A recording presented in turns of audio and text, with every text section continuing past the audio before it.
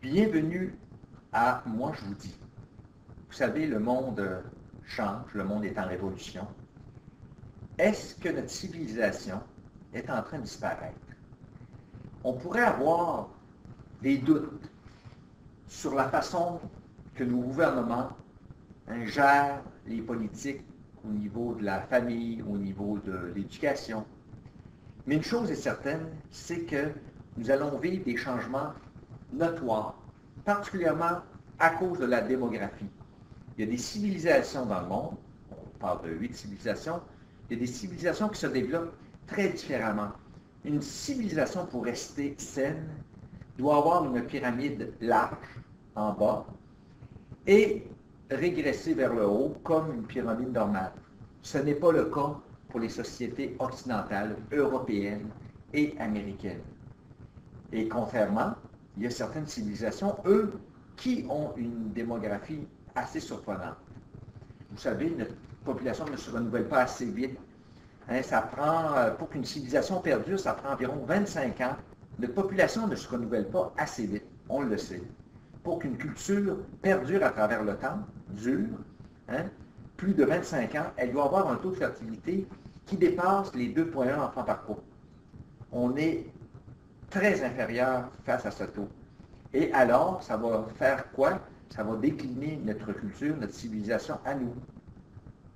Contrairement à nos civilisations nord-occidentales et européennes, il y a des civilisations qui se renouvellent à un taux incroyable, particulièrement l'Afrique et le Moyen-Orient. Et lorsqu'on parle du Moyen-Orient et de l'Afrique, on pourrait parler de la civilisation musulmane. Donc la civilisation musulmane, c'est la civilisation qui est ici majoritairement au nord de l'Afrique, qu'on appelle le Maghreb, et au Moyen-Orient. Cette civilisation-là, si on regarde, on la compare avec nos civilisations à nous, on s'aperçoit que le taux de fertilité est très différent. Prenons par exemple l'Europe occidentale. En 2007, le taux de fertilité en Angleterre était de 1,6 enfants par couple, en Grèce 1,3, en Allemagne 1,3, en Espagne 1,1, en France 1,8. Pendant cette période, la civilisation américaine avait un taux de 1,6 enfants au Canada et 1,88 aux États-Unis.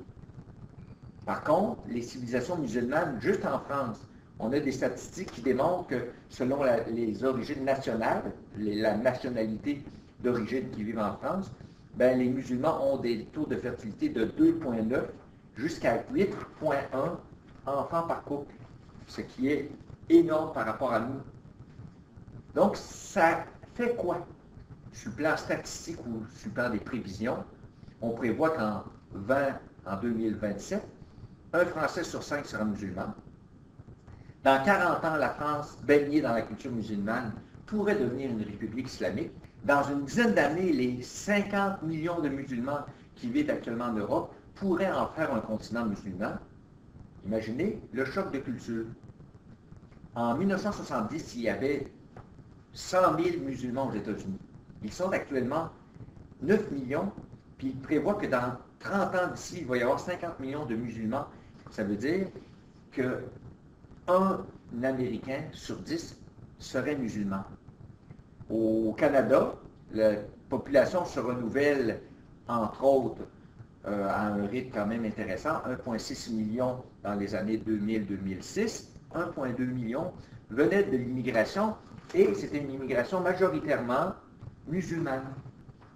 Le monde est en train de changer, même si on ne veut pas le voir, le monde est en train de changer. Nous devons nous préparer au fait que la civilisation dans laquelle nous vivons en ce moment ne sera surtout pas la même que celle de nos enfants et de nos petits-enfants.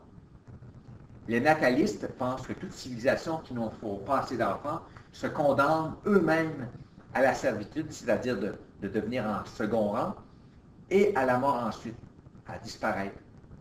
Je ne sais pas ce que vous en pensez, mais nos gouvernements ne font rien par rapport à ça.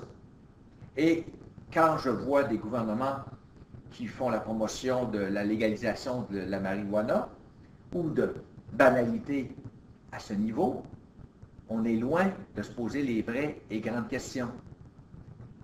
Cette réflexion que je vous donne aujourd'hui n'est pas à connotation raciste et surtout sans préjugés. Elle est issue de chiffres issus des meilleurs sites du web. La grande question que je nous pose, voulons-nous conserver notre civilisation actuelle?